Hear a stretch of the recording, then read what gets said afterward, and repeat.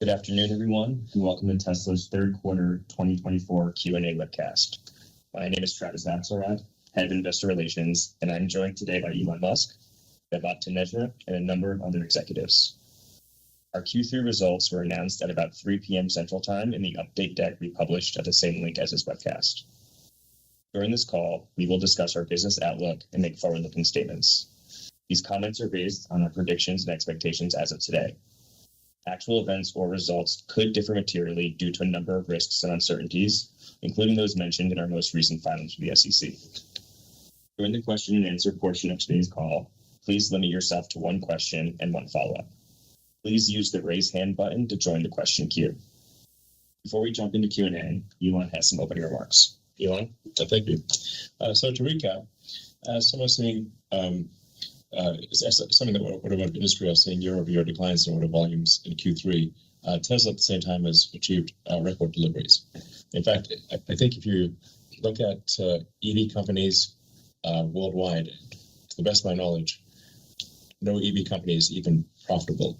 And I'm not, to the best of my knowledge, there's no EV division of any company, of any existing auto company that is profitable. So it is notable that Tesla is profitable despite a very challenging automotive environment. And this quarter actually is a record Q3 for us. So we produced our 7th million vehicle actually just yesterday. So congratulations to the teams that made it happen at Tesla. That's a staggeringly immense amount of work to make 7 million cars. Let's see, and we also have the energy storage business is growing like wildfire with strong demand for both Megapack and Powerwall. And as people know, on October 10th, we laid out a vision for an autonomous and electric future that I think is very compelling. The Tesla team did a phenomenal job there with actually giving people an opportunity to experience the future, where you have humanoid robots walking among the crowd, not canned video presentation or anything, but literally walking among the crowd, serving drinks and whatnot. And we had 50 autonomous vehicles. There were 20 Cybercabs, but there were an additional 30 Model Ys operating fully autonomously the entire night, carrying thousands of people during, with no incidents the entire night. And for those who went there, it's worth emphasizing that the Cybercab had no steering wheel or brake or accelerator pedals. Meaning there was no way for anyone to intervene manually, even if they wanted to, and the whole night worked very smoothly. So, regarding the vehicle business, we are still on track to deliver more affordable models starting in the first half of 2025. This is, I think probably people are wondering, well, what should they assume for vehicle sales growth next year? And at the risk of to take a bit of risk here, I do want to give some rough estimate, which is I think 20 to 30% vehicle growth next year. Notwithstanding negative external events, like if there's some force majeure events, like some big war breaks out or interest rates go sky high or something like that, then we can't overcome massive force majeure events. But I think with our low-cost vehicles, with the advent of autonomy, something like a 20 to 30% growth next year is my best guess. And then Cybercab reaching volume production in 26. I do feel confident of Cybercab reaching volume production in 26. Not just starting production, but reaching volume production in 26. And that's that should be substantial growth. We're aiming for at least 2 million units a year of Cybercab. That'll be in more than one factory, but I think it's at least 2 million units a year, maybe 4 million ultimately.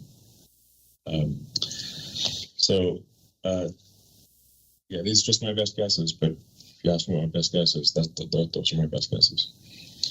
The 46 the cell 4680 lines. The team is actually doing great work there. The 4680 is rapidly approaching the point where it is the most competitive cell. So when you consider the fully landed the cost of a battery pack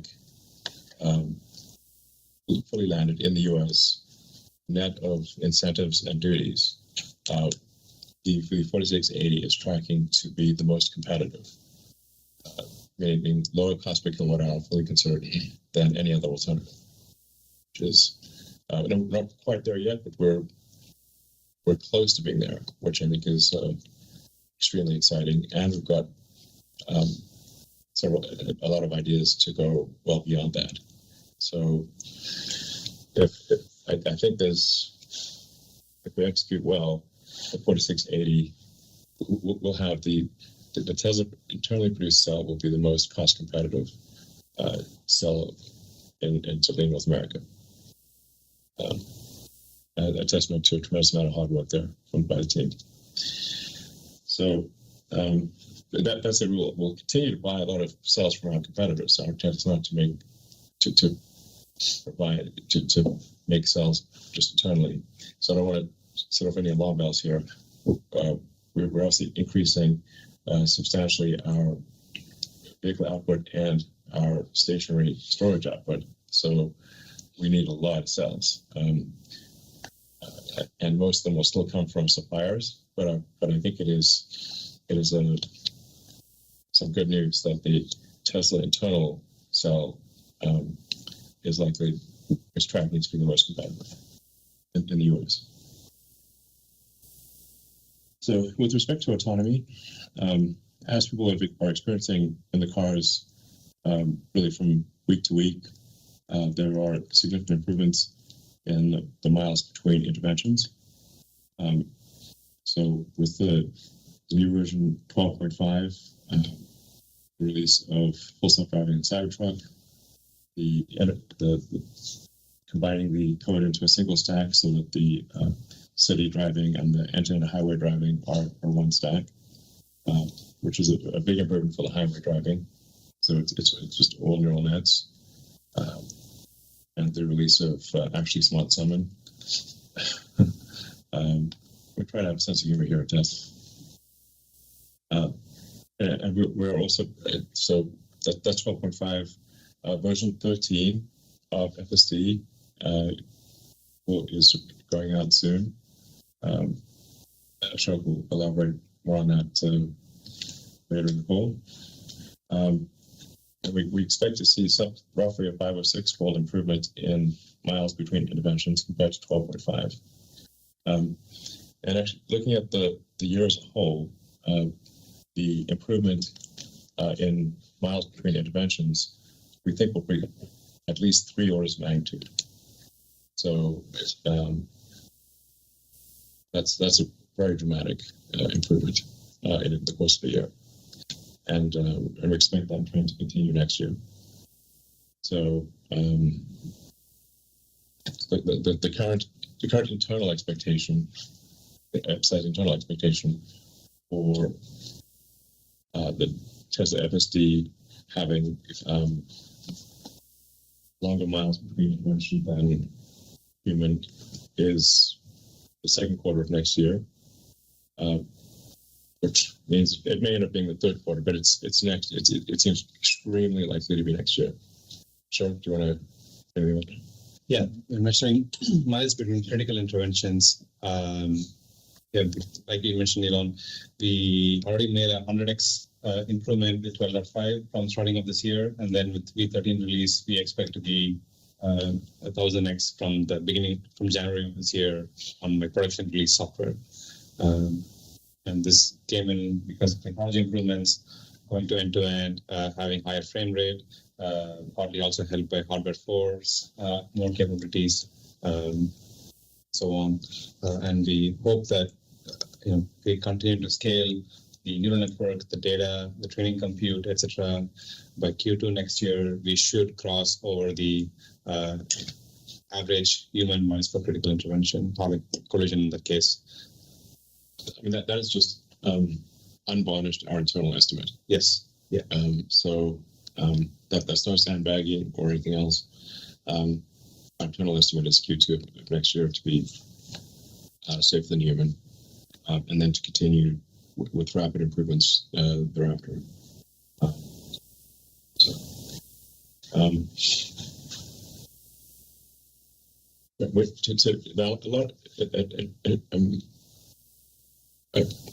vast majority of humanity has no idea that Teslas can drive themselves. So, especially for something like a Model 3 or Model Y, it looks like a normal car.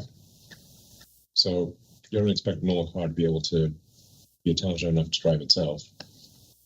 The Cybercab looks different. Cybertruck looks different, but Model Y and Model 3 they're good-looking cars, but they look fairly normal. You don't expect a fairly normal-looking car to have the intelligence, enough AI to be able to drive itself, but it does. So we do want to expose that to more people, and so we're doing, every time we have a significant improvement in the software, we'll roll out another sort of 30-day trial, so to encourage people to try it again. And we are seeing a significant improvement in adoption. So the take rate for FSD has improved substantially, especially after the 1010 event.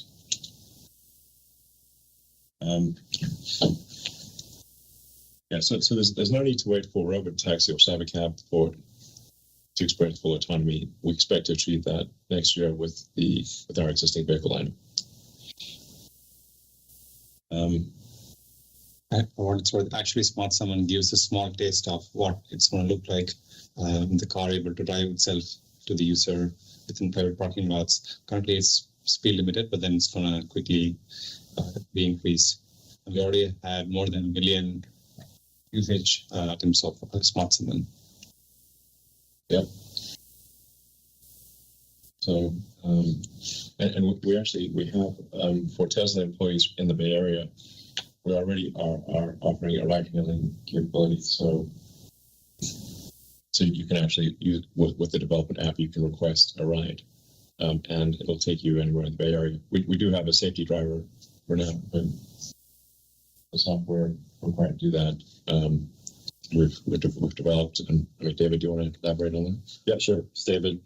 We showed some screenshots of this in the Q1 shareholder deck, and this is real. We've been testing it for the better part of the year, and the building blocks that we needed in order to build this functionality and deliver it to production, we've been thinking about and working on for years. It just so happens that we've used those building blocks to deliver great features for our customers in the meantime, such as sharing your profile, synchronizing it across cars, so that every single car that you jump into, whether it's another car that you own or a car that somebody's loaned to you or a rental car that you jump into, it looks exactly like yours. Everything's synchronized, seat mirror positions, media, navigation, everything is the same, just what you would expect from one of our robotaxis. But we gave that functionality to our customers right now because we built it intending for it to be used in the future. So we're releasing that functionality now. All the end-to-end cybersecurity that we knew we were going to need to deliver that functionality, sending a navigation destination from your phone to the vehicle. And so, you're doing that now with the ride-hailing app, but it's something that we've made available to customers for years. Seen the progress on a route in the mobile app. That's something you'll need for the ride-hailing app, but again, we released it in the meantime. So it's not like we're just starting to think about this stuff right now while we're building out, the early stages of our ride-hailing network. We've been thinking about this for quite a long time, and we're excited to get the functionality out there. Yeah, and we do expect to roll out ride-hailing in California and Texas next year to the public. But no, California is there's quite a long regulatory approval process. I think we should get approval next year, but it's contingent upon regulatory approval. Texas is a lot faster, so it's I'd say like we'll definitely have it available in Texas, and probably have it available in California, subject to regulatory approval, and then and maybe some other states actually next year as well, but at least California and Texas. So I think that'd be very exciting. That's really a profound change. Tesla becomes more than a sort of vehicle and battery manufacturing company at that point. So we published our Q3 vehicle safety report, which shows one crash for every 7 million miles of autopilot. That compares to the U.S. average of one crash roughly every 700,000 miles. So it's currently showing a 10x safety improvement relative to the U.S. average. And we continue to expand our AI training capacity to accommodate the needs of both FSD and Optimus. We are currently not training compute constrained. That's probably the biggest limiting factor is that the FSD is actually getting so good that it takes us a while to actually find mistakes. And when you start getting to where it can take 10,000 miles to find a mistake, it takes a while to actually figure out which is this build, is this software build better than the software build A better than software build B? It actually takes a while to figure it out because neither one of them are making mistakes. What takes a long time to make mistakes. So that's actually the single biggest limiting factor is how long does it take us to figure out which version is better. Sort of high class problem. Obviously, having a giant fleet is very helpful for breaking this out. And then with Optimus, we showed a massive improvement in Optimus's dexterity and movement on October 10th, and our next gen hand and forearm, which has 22 degrees of freedom, which is double the prior hand and forearm. It's extremely human-like. And also has much better tactile sensing. It's really, I feel confident saying that we have the most advanced humanoid robot by a long shot. And we're moreover the only company that really has all of the ingredients necessary to scale humanoid robots. Because the things that what other companies are missing is that they're missing the AI brain, and they're missing the ability to really scale to very high volume production. So you sometimes see some impressive video demos, but they lack the localized AI and the ability to scale volume to very high numbers. As I've said on a few occasions before, I think Optimus will ultimately be the most valuable part. So, and I think it has a good chance of being the most valuable product ever made. For the energy business, that's doing extremely well, and the opportunity ahead is gigantic. The Lathrop Megapack factory reached 200 megapacks a week, which is now a 40 gigawatt hour a year run rate. And we have a second factory in Shanghai that will begin with a 20 gigawatt hour a year run rate in Q1 next year, so just next quarter. That'll also scale up. It won't be long before we're shipping 100 gigawatt hours a year stationary storage at Tesla. That'll ultimately grow, I think, to multiple terawatt hours per year. It has to actually, in order to have a sustainable energy future. If you're not at the terawatt scale, you're not really moving the needle. So, if you look at our really very complicated last master plan, which I think actually has too much detail, maybe I'll ask Grok to analyze it and shorten it up. Yeah, give us the TLDR on the last master plan.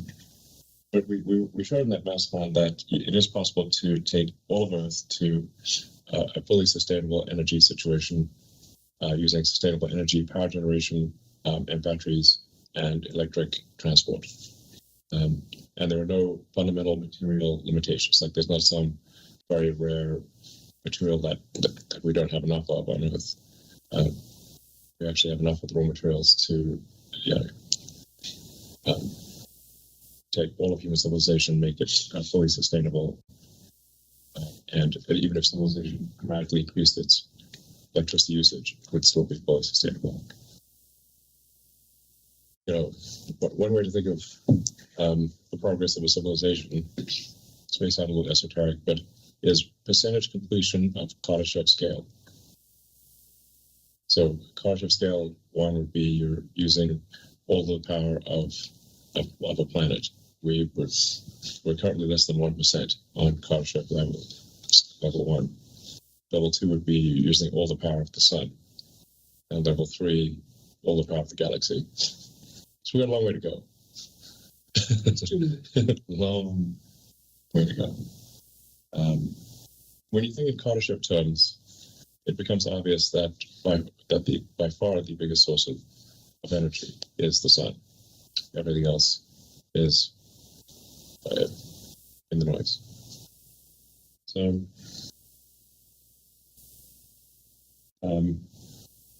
in conclusion, Tesla is focused on building the future of energy, transport, robotics, and AI. And this is a time when others are just focused on managing around near-term trends. We think what we're doing is the right approach, and if we execute on our objectives, and I think we will, Tesla, my prediction is Tesla will become the most valuable company in the world, and probably by a long shot. I want to thank the Tesla team once again for strong execution in a tough operating environment, and we're looking forward to building an incredibly exciting future. Thank you. Great. Thank you very much, Elon. And Vaibhav has some opening remarks as well. Yeah, thanks. Our Q3 results were overall positive and once again demonstrate the scale to which business has evolved over the years with the generation of record operating cash flows of $6.3 billion. Automotive revenues grew both quarter-on-quarter and year-on-year. While we had unit volume growth, we did experience reduction in ASPs, primarily due to the impact of financing incentives. As a reminder, we are providing these incentives primarily using third-party banks and financial institutions and recognize the cost of these incentives as an upfront reduction to revenue. We released FSD for Cybertruck and other features like Actually Smart Summon, like Elon talked about in North America, which contributed $326 million of revenues in the quarter. We continue to see elevated levels of regulatory credit sales with over $2 billion of revenues so far this year. To expand on this, at an industry level, China continues to outperform US and Europe by a factor of 3. And if there is something to be learned from that, this gives a signal of what is to come in other regions as customers' acceptance of EV grows. And we feel that is the right strategy to build affordable and more compelling leads. Our focus remains on growing unit volume while avoiding a buildup of inventory. To support this strategy, we're continuing to offer extremely compelling vehicle financing options in every market. When you compare any vehicle in our lineup with other OEMs, we believe our vehicles provide much better value, particularly when you consider the safety features, performance, and unparalleled software functionalities like David also talked about, include also what Ashok had talked about around autonomy, music options, parental controls, and much more. While every vehicle in our lineup comes up with these capabilities, there is an awareness gap, not just with buyers, but at times even with existing owners. We plan on making these more visible in our interactions with both existing and future customers. Automotive margins improved quarter-over-quarter as a result of FSD feature release discussed before. Increase in our overall production and delivery volume, continued benefit from commodity pricing, and more localized deliveries in region, which resulted in lower freight and duties. Sustaining these margins in Q4, however, will be challenging given the current economic environment. Note that we are focused on the cost per vehicle, and there are numerous work streams within the company to squeeze out costs without compromising on customer experience. Yeah, something that's hopefully a helpful macro trend is if there's a decline in interest rates, this has a massive effect on the automotive demand. Because the vast majority of people the demand is driven by the monthly payment. Can they afford the monthly payment? So I think most likely we'll see continued declining interest rates, which helps with affordability of vehicles. Yeah, I mean, that is one trend which we observed in the industry that, because of the affordability being impacted because of interest rates, people are holding on to the cars longer, especially in the US. And that is actually having an impact on the overall industry too. As we discussed earlier, in prior quarters, energy deployments fluctuate quarter-over-quarter due to customer readiness, location of orders being fulfilled, and not necessarily an indicator of demand or production within the quarter. While we did see a decline in Q3, we expect to grow deployments sequentially in Q4 to end the year with more than double of last year. Energy margins in Q3 were a record at more than 30%. This is a function of mix of projects being deployed in the quarter. Note that there will be fluctuation in margins as we manage through deployments and our inventory. Our pipeline and backlog continue to grow quarter-over-quarter as we fill our 2025 production slots, and we're doing our level best to keep up with the demand. Just coming back on automotive margins, I talked about what is happening. One other thing which I want to also share is that we will continue to keep whatever we can to squeeze, like I said before, about squeezing out the cost. But this is something which we also are very capable of. I mean, just in Q3, we reached our lowest cost per vehicle. And that is a trend which we want to keep focus on. Then going on to service and other, we continue to show improvements in Q3. This was a result of better performance both in our service business, which includes collision, part sales, and merchandise, and continued growth in supercharging. These fleet-based revenues will continue to grow as the overall fleet size increases. Our operating expenses declined quarter-over-quarter and on a year-on-year basis. This is partially due to the restructuring we undertook in Q2. Cost saving from these initiatives were partially offset by increase in costs related to our AI efforts.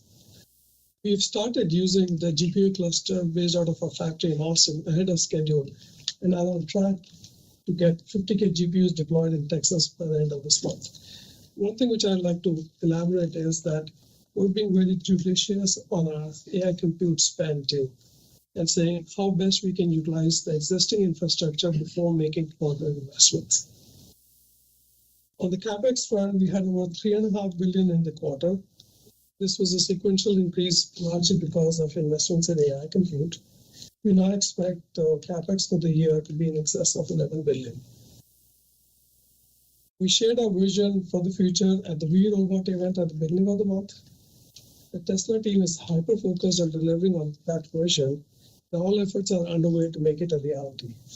While we've achieved significant progress this year, it will take time to get this as we pioneer new and incredibly complex technologies and navigate a fragmented regulatory landscape. The future is incredibly bright, and I want to thank the Tesla team once again for all their help.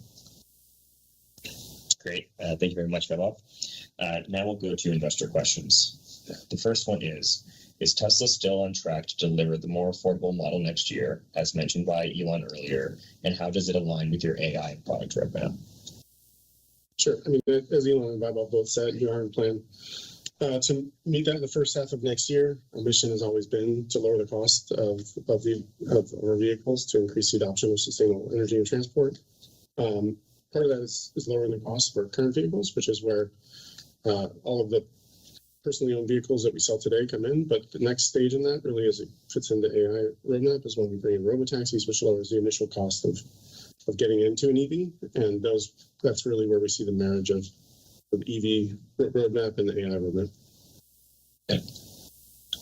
It'll be like with incentive sub 30K, which is kind of a key threshold. Great. Thank you very much. Similar question next. When can we expect Tesla to give us the $25,000 non-robotaxi regular car model? We're not making it on. Yeah, all our vehicles today are robotaxis. I think we've made very clear that we're the future is autonomous. It's going to be. And I actually said this many years ago, but that in my strong belief, and I believe that is panning out to be true, and it'll be very obvious in retrospect, is that the future is autonomous electric vehicles, and non-autonomous gasoline vehicles in the future will be like riding a horse and using a flip phone. It's not that there are no horses. Yeah, there are some horses, but they're unusual. They're niche. So it just everything's going to be electric autonomous. I think this is blind, like it should be frankly blindingly obvious at this point that is the future. So a lot of automotive companies, or most automotive companies, have not internalized this, which is surprising, because we've been shouting this from the rooftops for such a long time, and it will accrue to their detriments in the future. But all of our vehicles in the future will be autonomous. Even today. Yes, all the vehicles that we've really made, all the 7 million vehicles, the vast majority are capable of autonomy. We're currently making on the order of 35,000 autonomous vehicles a week. Compare that to, say, Waymo's entire fleet, they have less than 1,000 cars. We make 35K a week. Yeah, and our cars look normal. Yeah, they mostly look normal. The Cybertruck looks, thankfully, looks abnormal. And then the Cybercab / robotaxi, we wanted to have something futuristic looking. I think it does look futuristic. And it's worth noting with respect to the Cybercab, it's especially not just a revolution in vehicle design, but a revolution in vehicle manufacturing that is also coming with the Cybercab. The cycle time, like the units per hour of the Cybercab line, is like, this is just really something special. I mean, this is probably half order of magnitude better than other car manufacturing lines, like not in the same league is what I'm saying. Not in the same league. So it's and I said several years ago that maybe the most the hardest Tesla product to copy will be the foundry. You can't just buy a factory. You can't reverse engineer a factory. It's have to buy it. Yeah, it's like we're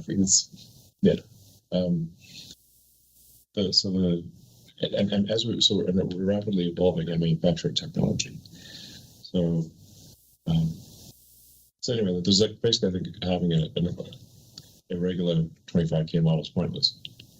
Yeah, it would be silly. It would be completely at odds with what we believe. In an autonomous world, what matters is the lowest cost per mile of efficiency of that vehicle, and that's what we've done with the robotaxi. Exactly, autonomous. It's fully considered cost per mile is what matters. And if you try to make a car that is, essentially a hybrid manual automatic car, it's not going to be as good as a dedicated autonomous car. Cybercab is just not going to have steering wheels and pedals. It's fully designed optimized for autonomy. It'll cost on the order of cost roughly 25K. So it is a 25K car, and you will be able to buy one on it exclusively if you want. So just won't have steering wheel and pedals. You don't need it. Great. Thank you very much. The next question is, what is Tesla doing to alleviate long wait times at service centers? So we aim on solving problems at the source, so at the factory, before they can even affect our customers. We believe the best service is no service, and Yeah, it really is. don't even have them. If the car doesn't break, Yeah, exactly. that's the best thing. Don't see anyone with the Tesla shirt. You either do it, fix the issue upstream, or do it remotely, do it through software. Maybe be at work or at home, and car can be parked, and we address and fix the issue. And we've partnered the field with service to make sure we're looking at the same issues. And additionally, just in Q3 and Q4 of this year alone, we have opened and will open in total at nearly 70 locations. And in North America, we significantly expanded the size of each location and have doubled the size last year compared to this year. Yeah, I think there's actually a lot of merit to having large service centers, because you can have specialization of labor. You can start to approach. It should be more factory-like.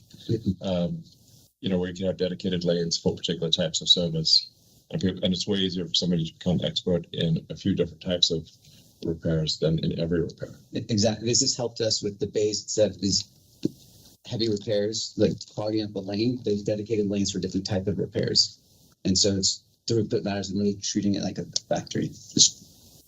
Yeah, this is where Tesla's structure, I think, Tesla has a structural advantage relative to the rest of the auto industry, because we make the cars and we service the cars, whereas I think there's a bit of a conflict of interest with the dealer model and the sort of traditional OEM and dealer model, where the dealerships make most of their money on service, and so they obviously are disincented to reduce the servicing cost. Yeah. Whereas in our case, we are incented to reduce the servicing cost because we carry that servicing cost, and we've got a good feedback with our cars. The best. Exactly. Yeah. Maybe we review with the factory, with the service leaders together, and send people from the factories to the field and field to the factory to see it firsthand. Exactly. Provide suggestions for manufacturing as well as for engineering on design. Yeah. So I view this as a fundamental structural advantage of Tesla versus the rest of the auto industry. Also doing a bunch of work on the software side, not only to automate, diagnostics, so identifying what needs to be done to a car before it comes into service, but also automating all of the preparation work and aligning all of the resources that are necessary in order for the car to be very efficiently worked on once it arrives. So the parts are there, like the lift is scheduled, the technician schedule, like everything's really Like good. the car says, this is what's wrong with me, and tell the service center. The car Get everything ready in advance. Yeah. Please fix me, and this is what's wrong. Yeah, this is what we're recommending you now. This is what I recommend you. instead of customer trying to translate the car, it's telling us directly, and we're pulling that. Yeah, Yeah, you don't need, most of the time you don't need to diagnose the car exactly. when it arrives. The car, this is like, again, a fundamental technology advantage and structural advantage compared to the rest of the auto industry. I think it's underappreciated as to what all we are able to do. Yeah. And that's why, because like you said before, most of our cars, except for Cybertruck, look the same. Yeah. Right? So people don't realize that it has so much capability. Yeah. They look better than other cars. Yeah. But they're not like obviously like super futuristic. Yes. Great. Thank you very much. The next question is, please provide an update on the Semi. What will the next stage of growth look like, and when will FSD be ready? Sure. So as we posted in the earnings, we're progressing swiftly on the build of the semi-factory in our Gigafactory in Reno. We've released all our major capital expenditures for that program, and we're on track to start pilot builds in the second half of next year, with production starting in the first half of 2026 and ramping really throughout the year to full production. Growth will largely depend on our customers' adoption of the product. I don't think we're going to be demand limited, honestly. Yeah, which I was going to say, which is like a no-brainer for the Semi, because it's really a commodity of total cost of ownership. Yes, exactly. We have kind of ridiculous demand for the Semi. In that world where it's about how much do I spend to make goods exactly. cents per mile, it's a no-brainer. Yeah, fundamentally, if you've got a Semi where the fully considered cost per mile or per ton of transport is better than, say, a diesel truck, any company that doesn't adopt an electric Semi will lose.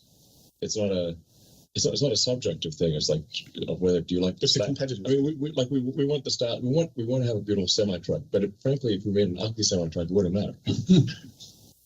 And this is proving so in our fleets and in Pepsi's fleet partner. In fact, the Pepsi actually said last week their drivers don't want to go back. Yeah. As soon as we give anyone the electric semi, it's like that's like the choice. It's what they want to drive. Yeah. That's like so the most senior, like their top drivers, well, they get to drive the Tesla semi. It's the thing they want to drive. It's super fun to drive. It's also very easy to drive. It's easy to drive, and it holds ass. Yeah. It's like fast. Yeah, super fast. Maybe too fast. Well, but I mean, regular like you've seen like the videos of where like the Tesla electric semi can go uphill, speeding past like the diesel truck, or even cars. Yeah, even cars. So it's responsive. It's you floor it and the truck actually moves. And that's a benefit not only for the driver and for the goods, but also for safety in terms of other drivers on the road. You don't get stuck behind a semi. You're not in a slowdown situation in the on-ramp.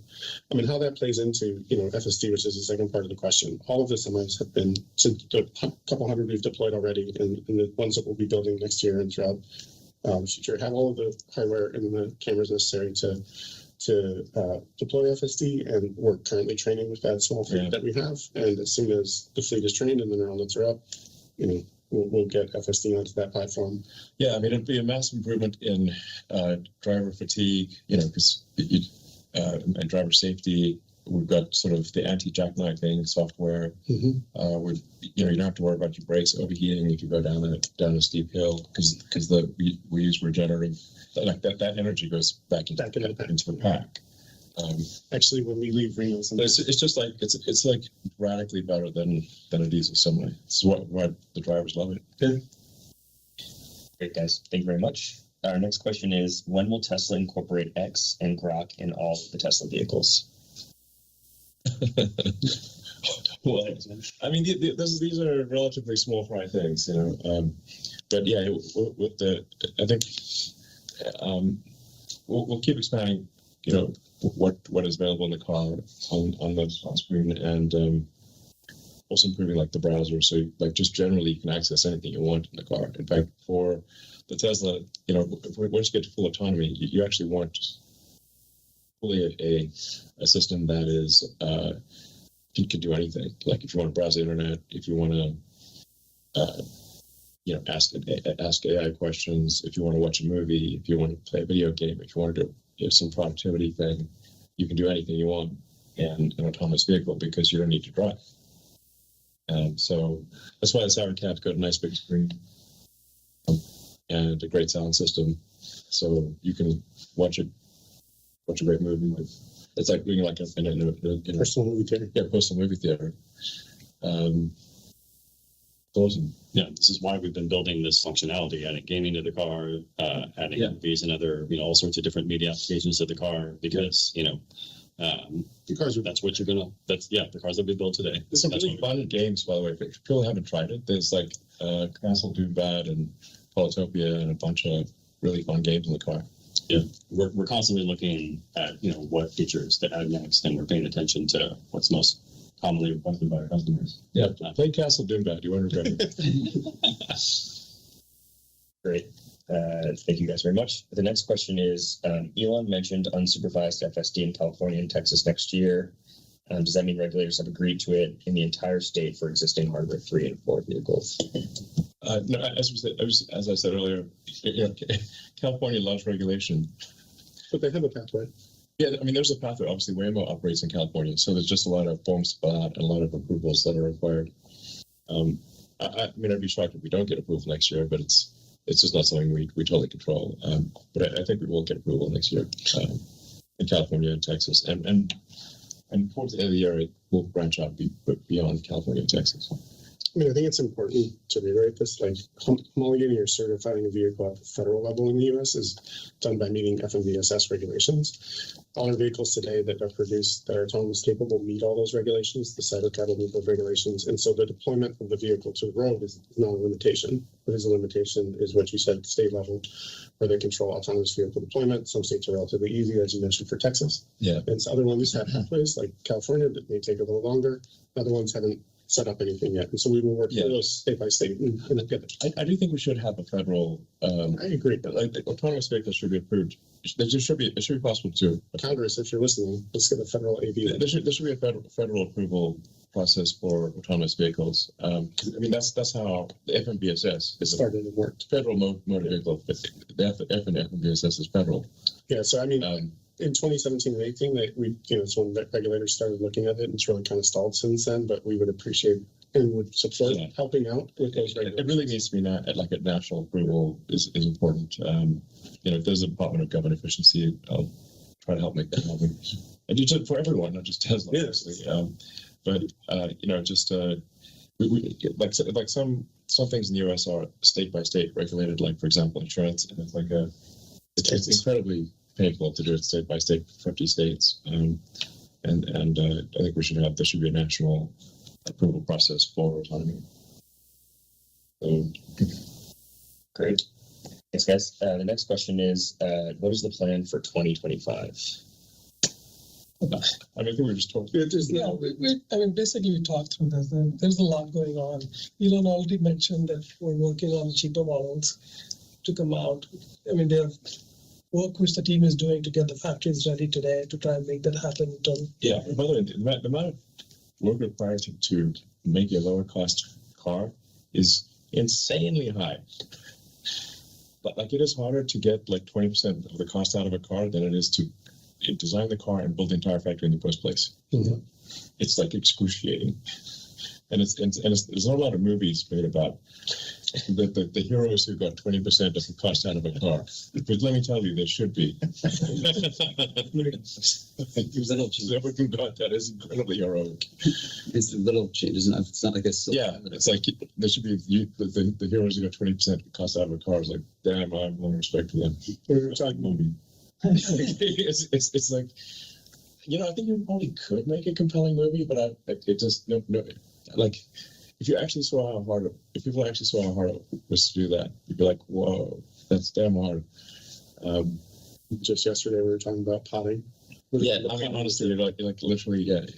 I mean, there's a lot of, when I do call it sort of getting cost out of things, it's kind of it's like Game of Pennies. It's like Game of Thrones, but pennies.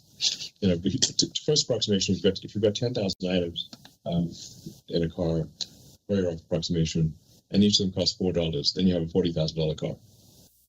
So if you want to make a $35,000 car, you've got to get 50 cents on average out of the 10,000 items. Every part. Yeah.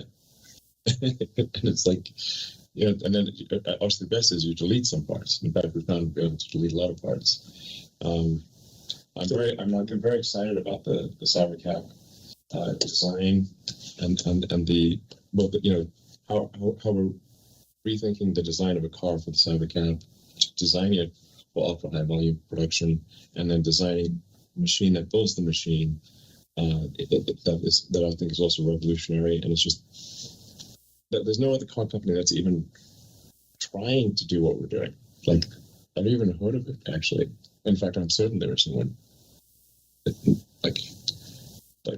think our new machine that builds the machine, it's inherent, it's designed to be 5 times better than a traditional factory. Cycle time and part deletion. I don't think any other car company has the same level of integration of thought that we have when it comes to when you design a part from a white sheet of paper. Who's going to make it? Where is it going to be made? How's it going to be shipped? How's it going to be assembled into the vehicle? And at any one point, if something is done in a silo, it becomes a bottleneck of either cost or time or efficiency. But with the robotaxi the development, we've done a good job on combining all that, and then blowing up how it's made and saying it should be made this way, and rethinking it all so that it's the most efficient factory possible. That shows in our CapEx efficiency when we deploy it. Shows in the number of parts, shows in the simplicity of the vehicle, but also how it performs in terms of end user state. Yeah. Just to close out, just on the energy front, also in 25, we will have started manufacturing at the Mega Factory Shanghai. We'll continue to increase our overall storage deployments with Powerwall 3. we plan to continue expanding our supercharging network, getting more OEMs on our network. 4680 cell ramp, as Elon talked about, that would keep going. And then we also will have a lithium refinery starting to produce. So there's a lot which is going on. Great. Yeah, so many things. Yeah. I mean, the crazy thing is like Tesla's winning basically on almost every single thing we're doing. If we're not winning now, we're on track to win. In arenas where there are entire large companies, that's the only thing they do. Yeah. I mean, it's a company. There are multiple companies within the company. Yeah, Tesla's like many companies that one. Yeah. Fantastic. Thank you, guys. Just a few more. What is going on with the Tesla Roadster? Fun things. Well, I just like to thank our long-suffering deposit holders of the Tesla Roadster. The reason it hasn't come out yet is because the Roadster is not just the icing on the cake; it's the cherry on the icing on the cake. And so, our larger mission is to accelerate the progress towards a sustainable energy future. Try to do things that maximize the probability that the future is good for humanity and for Earth. And so that necessarily means that like the things like that are kind of like dessert. We'd all love to work on the Tesla, the next gen Tesla Roadster. It is super fun, and we are working on it. But it has to come behind the more things that have a more serious impact on the good of the world. So just thank you to all our long-suffering Tesla Roadster deposit holders. And we are actually finally making progress on that. We're close to finalizing the design on that. It's really going to be something spectacular. A friend of mine, Peter Thiel, and sometimes people think of Peter Thiel and I are rivals. We're really good friends. To be clear, Peter, was lamenting how the future doesn't have flying cars. Well, we'll see. More to come. Yeah. Great. Thank you very much. The next one is quite similar to other questions we've had, so I might combine it with the final question. So briefly, could you just detail how Robotaxi will roll out? Will it start with a Tesla deployed fleet and then allow customers to add theirs on like a subscription model? And then will Hardware 3 be capable of level 5 FSD? Regarding the Hardware 3, what we saw with 12.5 was it was easier to make progress with starting with Hardware 4, then figuring out the solution, and then backporting it to Hardware 3 instead of directly working on Hardware 3, given that Hardware 4 has more like fundamental hardware capabilities. I think that trend will continue into the next few quarters as well, where we first figure out the solution rapidly with AI4 and then backport it, write the kernels. It just takes longer to develop those things because it's not fundamentally supported in the hardware and it's emulated. But yeah, it's initially working on Hardware 4, backporting it to Hardware 3. Yeah, so I guess the answer is we're not 100% sure, but our as Ashok mentioned, because by some measures Hardware 4 has really several times the capability of Hardware 3. It's easier to get things to work with Hardware 4, and then it takes a lot of effort to sort of squeeze that functionality into Hardware 3.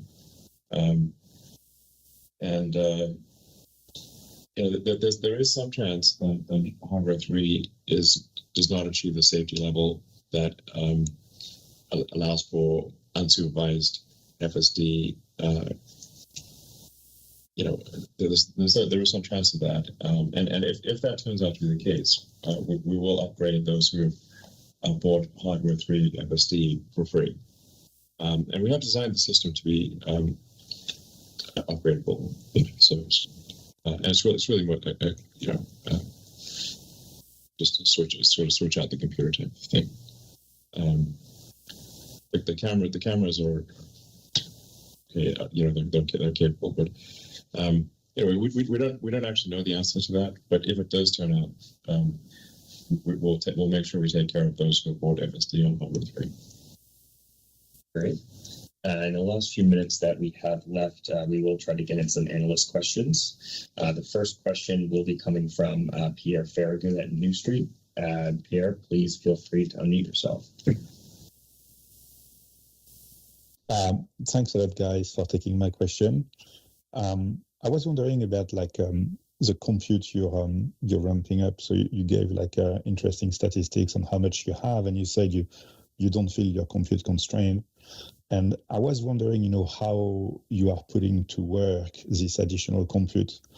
Is that a game for you of creating larger and larger models, like next generation of models that are larger, the way OpenAI go from GPT-3 to GPT-4? Or is that more like you're set on your model and you need to throw more and more compute to accelerate the pace of learning to improve reliability? And then I had a quick follow-up, real quick, on your rollout in Texas and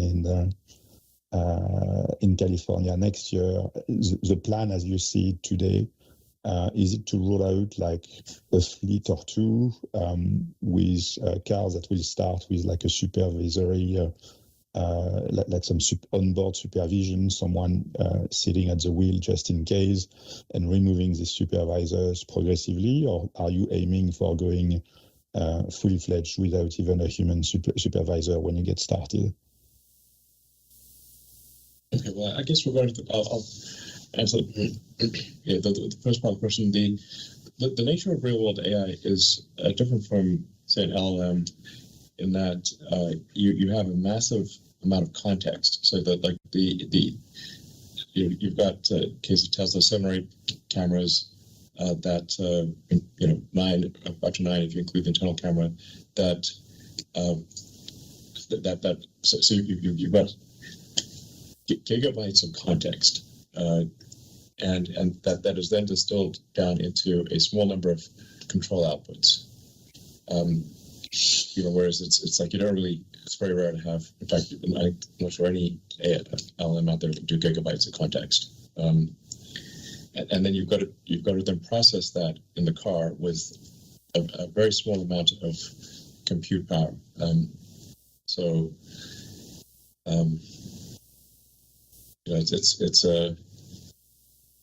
It's all doable and it's happening, but it is a different problem than what, say, a Gemini or what OpenAI is doing.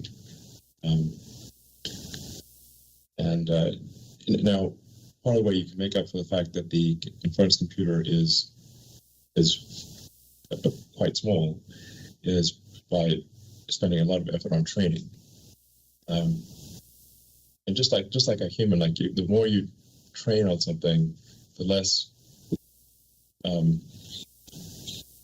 mental workload it takes when you try when you do it. Like when the first time, a human starts driving, it absorbs your whole mind. But then, as you train more and more on driving, get very good, then the driving becomes a background task. It only absorbs a small amount of your mental capacity because you have a lot of training.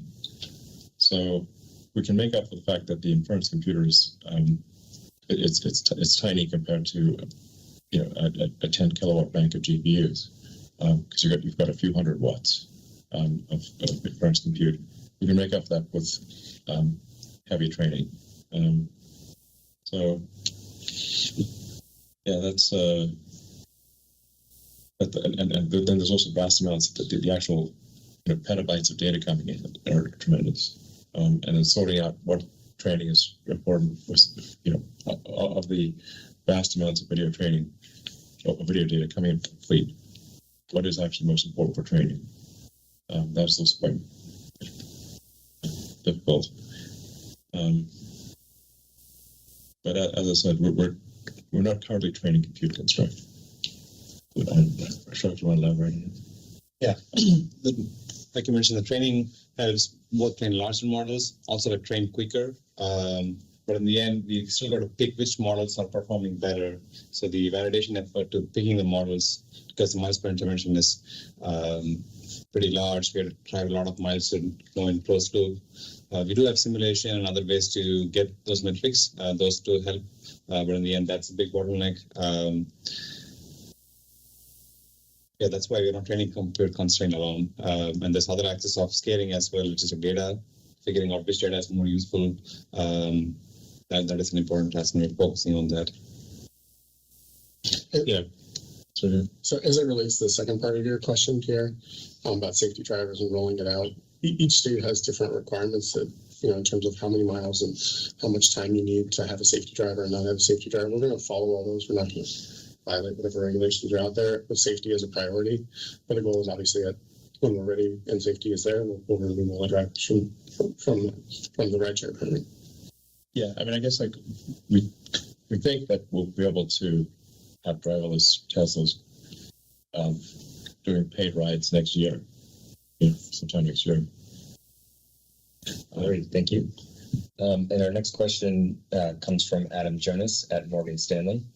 Adam, please feel free to unmute yourself. Okay, thanks everybody. Just had a question about the relationship between Tesla and XAI. Many investors are still not clear how the work at XAI is truly beneficial to Tesla.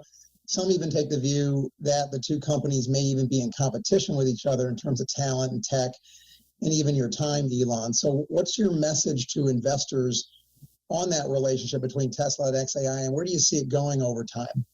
Thanks.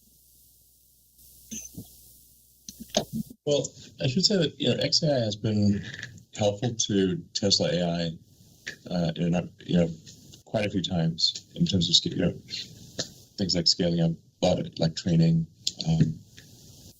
Just even like recently in the last week or so, improvements in fault-tolerant training, where if you're doing a big training run and a node fails, being able to continue training and easy to recover from on a training run, XAI has been pretty helpful. But there are different problems. XAI is working on artificial general intelligence or artificial superintelligence. Tesla is trying to make autonomous cars and autonomous robots. They're different problems. So, yeah, I mean, I think we've said this before also, like not all AI is equal, right? I mean, AI is a broad spectrum. Yeah. And we have our own swim lanes. Yes, there are certain things which we can collaborate on if needed, but for the most part, we're solving different issues. Yeah, Tesla's focused on real world AI. And like I was saying earlier, it is quite a bit different from an LLM. Because you have massive context in the form of video and some amount of audio that's going to be distilled with extremely efficient inference compute. I do think Tesla is the most efficient in the world in terms of inference compute, because out of necessity, we have to be very good at efficient inference. We can't put 10 kilowatts of GPUs in a car. We've got a couple hundred watts, and it's pretty well designed Tesla AI chip, but it's still a couple hundred watts. But there are different problems. I mean, it's just, the stuff that XAI does, like when it's running inference. I mean, it is running inference. Like it's answering questions, it's testing questions on a 10 kilowatt rack. It's like, can't put that in a car. It's a different problem. Please no. No, exactly. So, XAI is because I felt there wasn't a truth-seeking digital superintelligence company out there. Like that's what it came down to. That there needed to be a truth-seeking, an AI company that is just very rigorous about being truthful. And so I'm not saying XAI is perfect, but that is that is at least the explicit aspiration. Even if something is, politically incorrect, it should still be truthful. I think this is very important for AI safety. So, anyway, I think XAI has been helpful to Tesla and will continue to be helpful to Tesla, but there are very different problems. Great. And I mean, like, if you're also thinking like what other car company has a world-class chip design team? Like zero. What other car company has a world-class AI team like Tesla does? Zero. Those were all startups that were created from scratch. Great. Thank you, Elon. And I think that's unfortunately all the time that we have for today. We appreciate all of your questions and we look forward to hearing your next quarter. Thank you very much and goodbye.